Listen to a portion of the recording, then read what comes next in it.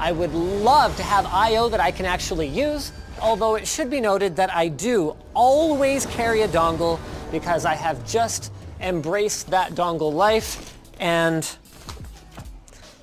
my dongle's not on me because I'm actually using it for a review that I was working on, but trust me, I almost always carry a dongle. So, in front of me are the 5 candidates. Let's find out which one gets the cheap and expired chocolate rose. 2016, this thing was best before.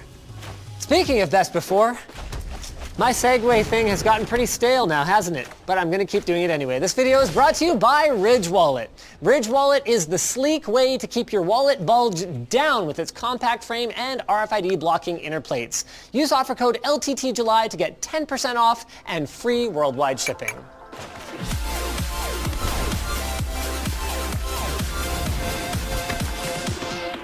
I think this is going to be a lot of fun, and I'm actually really looking forward to it. So of the 5 Ultrabooks in front of me, some of them we paid for, but some of them were submitted by the manufacturers.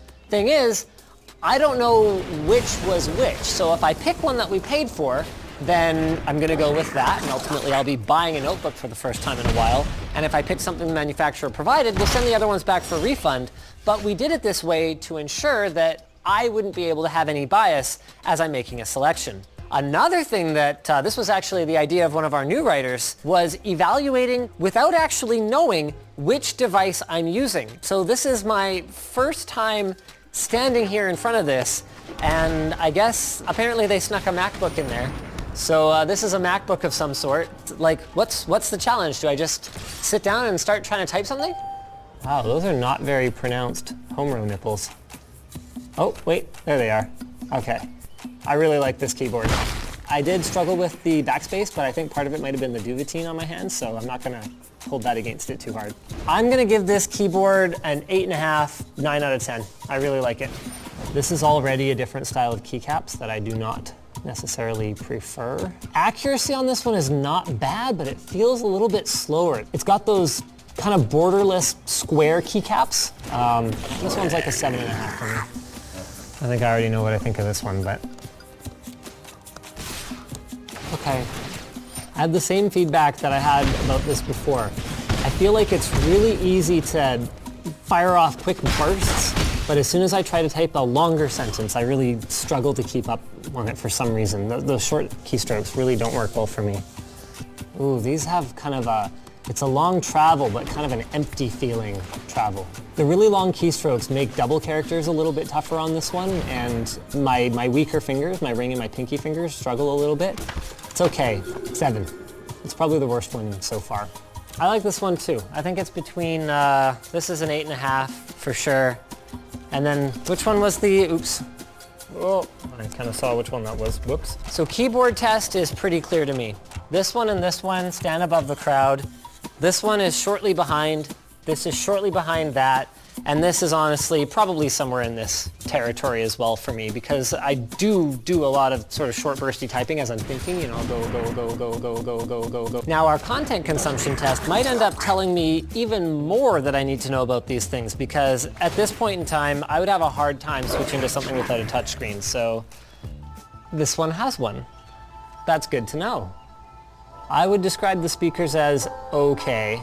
It's not nearly as oversaturated as contestants 2 and especially 4 are, but it doesn't look as good as the MacBook.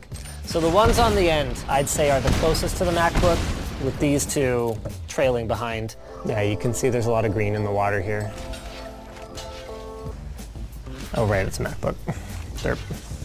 Speakers are sort of samey across the board so far. Touchscreen, good. This is the worst offender as far as the oversaturation goes. Honestly, this one's speakers sound like they're doing a bit of weird tuning. It's a little harsh sounding. As far as content consumption goes, it's clearly the ones at the end or the MacBook. I mean, you can calibrate the display, but I want the one that is as neutral and accurate as possible out of the box. I know for a fact Brandon wouldn't shoot anything that looks like that. So with that out of the way, the next part of the challenge is apparently for me to find out exactly what all of the notebooks are and identify them. So that's definitely a MacBook Air. Oh, shoot. Okay. Well, I saw that one, so I'm gonna guess the one with the good display but subpar keyboard is an HP Spectre. I don't know who to blame for this poorly calibrated display over here. You know what? I'm gonna throw LG under the bus, and I'm gonna guess that that's a Razer Blade Stealth, and I don't think there's a Surface Laptop 2 here. Let's find out what's actually back here, though. Wow, that was a Surface Laptop 2. Ooh, I gotta say, I don't think its keyboard is as god tier as Alex does. This was an LG Gram. Ooh, LG. I was hoping I was wrong about you.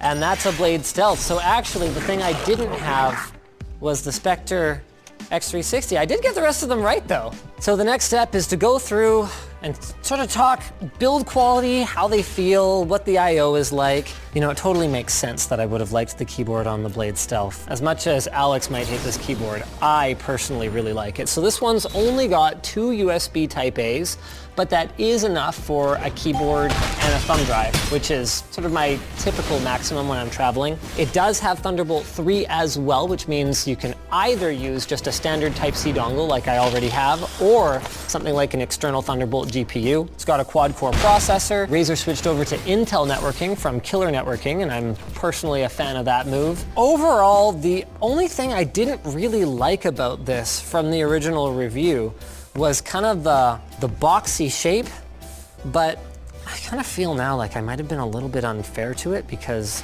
it really doesn't feel that bad in the hand at all. And the touchpad being nice and big like that, I'm a huge fan of that. The RGB backlit keyboard is obviously a nice touch. Actually, wait a minute. This doesn't have dual Thunderbolt, does it? Oh, dang. Oh, that's really nice. Now, the Gram's main selling point is the massive 72 watt-hour battery, and I've daily driven one of these before, and it is really nice, basically charging every 2 or 3 or maybe 4 days, depending on how heavily you use it. Something to note about this one, even though we do have the barrel adapter plugged in, is that it does charge over the Thunderbolt Type-C port, so that's a huge plus for me, more than I really thought about before I started this, because it means I can carry a single Type-C power adapter for my Switch, my laptop, and my phone while I'm traveling. But only a single Thunderbolt port. Ooh, native HDMI out though, full size. That is pretty nice to see, but they're still using an M-SATA SSD. There's no discrete graphics like this one, and unlike most of the other contestants, it's using only a 1080p display, which strikes me as a little bit ironic given that LG is the only company here that actually manufactures LCD panels. On the subject of things that it has to make up ground for, the build quality is just not up there with the Razer Blade Stealth. On the subject of build quality, Apple still does it like few others do. This thing is hyper thin, super rigid. I mean, even the screen. It's almost like they have a bunch of experience building tablets, you know? Like super thin tablets, super thin phones, you know, that bent once before and they learned their lesson from. The thing that's really hard for me to get over here is the I/O. Not having even a single Type A USB is the kind of thing that can end up really inconvenient for me because maybe I do go out and buy a Type-C, you know, USB thumb drive or something like that. There's still things where I might have to, like a two-factor authentication key, where now I have to go get that and I have to go get a dongle, and I'm usually using something like that at a time when it's really inopportune to be slowed down. The other thing that kind of kills the MacBook Air for me is the dual-core processor. If they refresh this thing with a quad-core CPU, now they got my attention again, because the keyboard's not my favorite, but the trackpad is hands down the best out of anything in front of me. So it does have Touch ID built into the power button, something I really liked when I spent time with the last MacBook that I reviewed. But some of the Windows machines here, including the Blade Stealth and our next one, have Windows Hello with Facial ID, and I definitely prefer that. I'd also have to get used to macOS again, but I mean, it wouldn't be the end of the world, it's just not my preference, unless